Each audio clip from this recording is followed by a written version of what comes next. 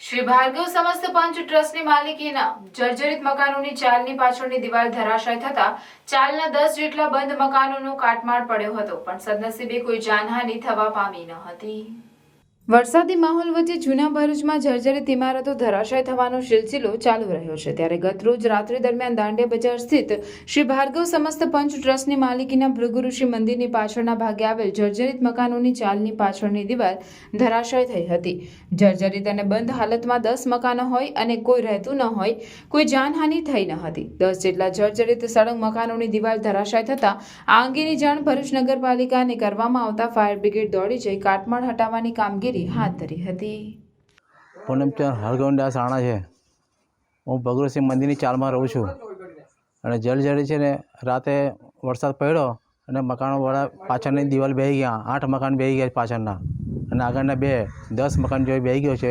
કોઈ જાનહાનિ થઈ નથી અમને કોઈને, અને બંધ હાલતમાં છે। હા, બીજું નુકસાન કંઈ થયું નથી અમને, મતલબ બંધ મકાન હતા બધા। હા।